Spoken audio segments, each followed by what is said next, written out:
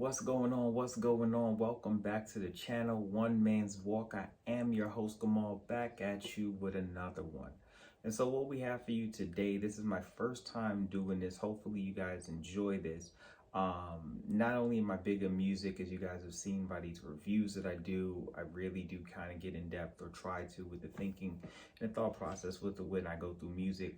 One of the other things I'm really passionate about, movies, TV shows, Marvel. I do kind of like the Marvel thing. And so I always catch the movies. I'm not into the comics. I can't front. It's really hard for me trying to figure out with the bubbles all over the place. My son is really good at them. And so he reads, or my oldest, I should say, he reads the comics and not Marvel, but he reads comic books as a general. And then the Bible that we bought him is a comic book version of the Bible, and he seems to flow through that pretty easily. I do not. So I rely very heavily on Kevin Feige and that team to kind of help me understand what's going on with these comics. But I'm always invested in that. And so I've enjoyed WandaVision. I enjoyed Falcon and Winter Soldier. Enjoyed, for the most part, Loki. And so here we are on this What If. We just finished episode 7. And probably that's the reason why I decided to say, okay, let me talk about this. I know that there's 2 more episodes to go, but we just finished episode 7. Episode 7 was the Captain Marvel vs. Thor episode. Now, I've done this where I've discussed this with my friends offline, not on camera or anything like that, but we've had the discussion. I know I've been on the YouTube chat and whatnot, in the comment section about this, and I am a firm believer that Captain America is stronger than Thor. Now, I get it. That's probably an unpopular segment. It was something I used on the Clean Your House Music podcast. We'll throw it in there now. Unpopular segment. I 100% believe Captain Marvel will give it to Thor whenever he's ready. She's always with the smoke. So in knowing that this episode was based on that, I said, okay, let's kind of get into it. We were able to see Captain Marvel putting in work. Now, it didn't mean that she just washed Thor. I'm not saying that. Thor is very formidable, very formidable. I'm just going off of what I've seen in the Marvel movies thus far. Again, I don't know much about Captain Marvel, Thor, or any of these individuals prior to the movies. I can only go by what the movies gives me. But based upon what the movies gives me, I watched Avengers Infinity War, which is top 3 Marvel movies. Infinity War is legit.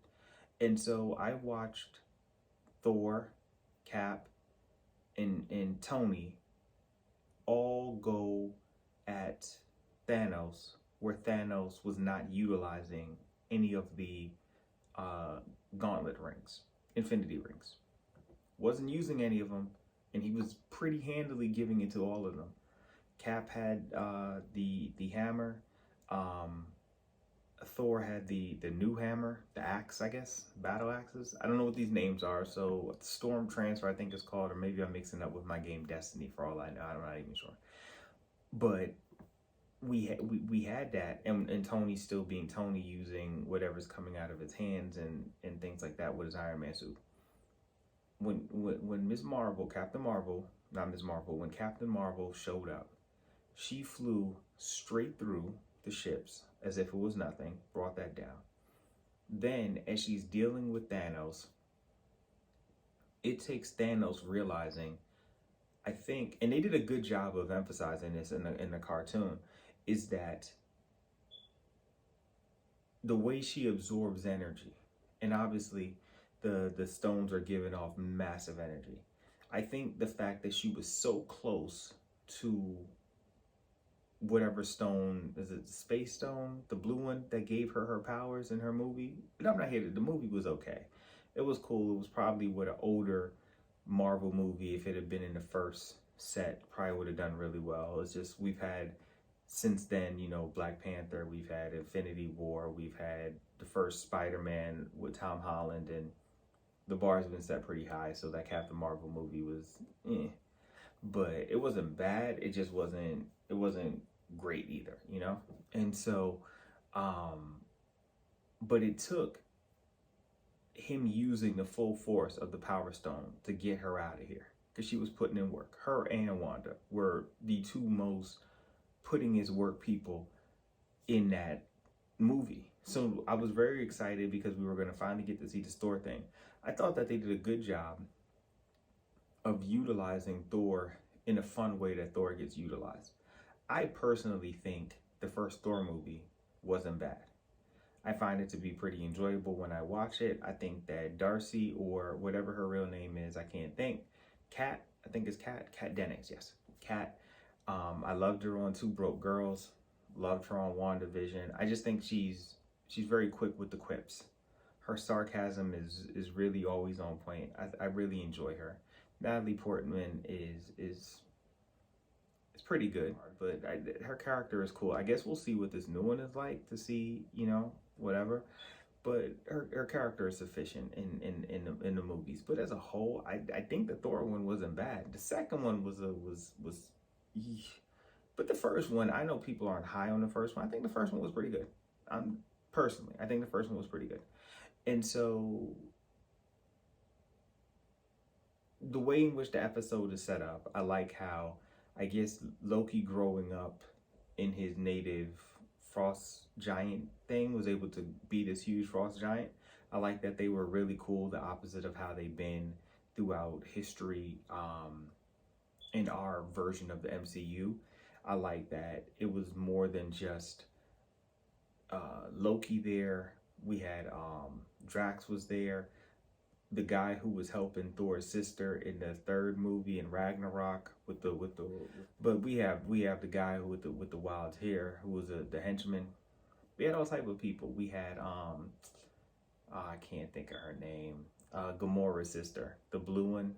She's pretty cool. I like her. She showed up a couple times. She's been cool. And so I like that. I like the funness of it. I like that Captain Marvel's always so serious and she doesn't really go for the jokes. She's not here for the jokes. And so it made fun. I also do think, though, Thor, because in this form, Thor was not angry, mad Thor. He also was not going full strength. I don't think she was going full strength, and she clearly stated that if she was going full strength, she could really devastate the planet. And so she's holding back, but I'm not here to say he wasn't holding back too. He was clearly holding back and just trying to get her out of the way because she was a distraction as more so than a threat. And so I think both of them were holding back their powers, but I do want to say I think both of them power levels are probably a little bit more equal than people would like them to believe. Now, that's my thoughts on that. As far as the show as a whole, I don't actually know if we needed it. I don't know how other people are feeling with this What If series. I do like to watch the Cyber Nerds. I like to watch Emergency Awesome and New Rock Stars. Those are like the three channels that I typically will go to for these type of shows where they're going to give me way more information than I caught on to or things like that. But in watching them, the first episode with Peggy, I do like Peggy. I like Haley Atwell, I think is how you say her name. She's dope. She was amazing on the TV show that was short-lived, but I thought she did a really great job on there. Very believable. Really loved her. She was putting in work in the first episode, but it took me like 2-3 times to watch it, and I was like, eek. It was okay. The next episode with T'Challa was really great, and not just because of what happened with Chadwick. And again, still rest in peace to him. He was amazing. But the way in which it showed that no matter what world he was dropped in, he was still going to be T'Challa and still going to have a massive impact on the world or on the galaxy, on the universe, because of the type of person he was. I found that to be top-notch writing. But then we got some misses. I don't even know. You know what? I did kind of like the Ant-Man third episode with Hank Pym. I thought that was really good because I kept trying to figure out how in the world are they dying? What's going on here? I thought that was pretty good. The Doctor Strange episode, no. Spider-Man episode, no. The Killmonger episode, no. I don't think I needed any of those episodes. I could have been without any of those and been just fine, personally. I think that none of those episodes were actually needed at all. And so it's a hit or miss for me. This last one I did like, and then I guess we got two more coming, but I think we could have left this one. Or I feel like we should have went more in depth with the what ifs. Like if we're gonna do these what ifs, let's just make it wild.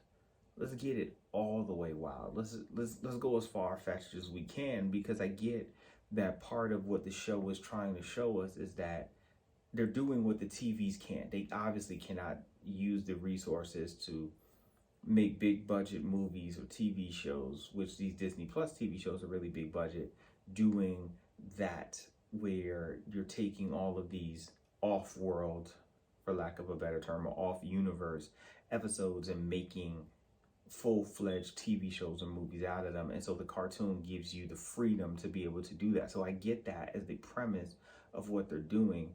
I just think the execution of it is Of the 4 shows that we've seen thus far, this has been the worst one. I'm talking about under the Disney Plus banner.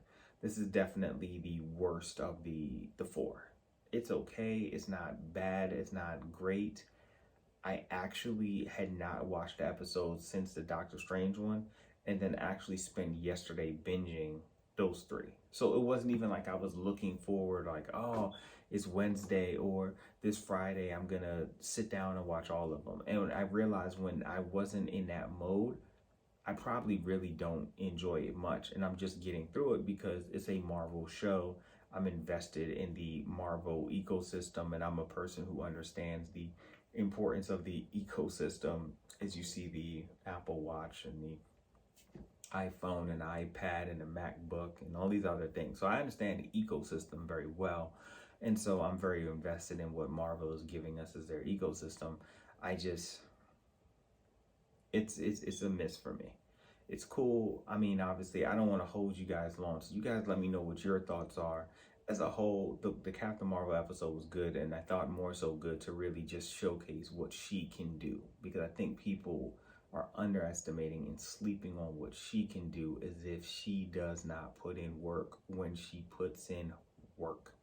And so that was good. Obviously, again, I know Thor is not going full strength, but she wasn't going full strength either.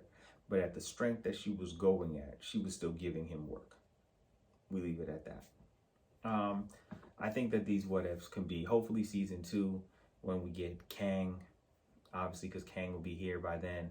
Hopefully we get season 2. We'll get more stuff in reference to maybe a WandaVision specifically. We'll get a little bit deeper into that, more so than the zombie Wanda thing we had going on in that Spider-Man episode. Okay. So hopefully by that time, maybe we'll have a Fantastic Four, or we'll have and I don't want to be that guy to just try to pull these other characters, but obviously it's going to be based upon whatever's happening now in phase 4 and then phase 5 to come. And so that's when we're going to get these what ifs. So maybe we'll get Blade, maybe we'll get these different things, because some of these shows or movies will be out. I'm sure we're going to get Shang-Chi, we'll get Eternals, Doctor Strange, Spider-Man, all these other stuff. So we'll see. But I'm looking forward to the Eternals, looking forward to Spider-Man, looking forward to Strange. So we'll see what else we have on the slate. But as always, that was it. Didn't want to hold anybody. Please leave your comments below. What did you think of it? How unpopular was my segment as far as Captain Marvel comparable to Thor? Let me know what you guys think, how you guys feel about it. As always, on purpose, you guys have a wonderful, blessed, productive, stress-free day, weekday, weekend, whenever you're listening, watching, whatever. Till next time.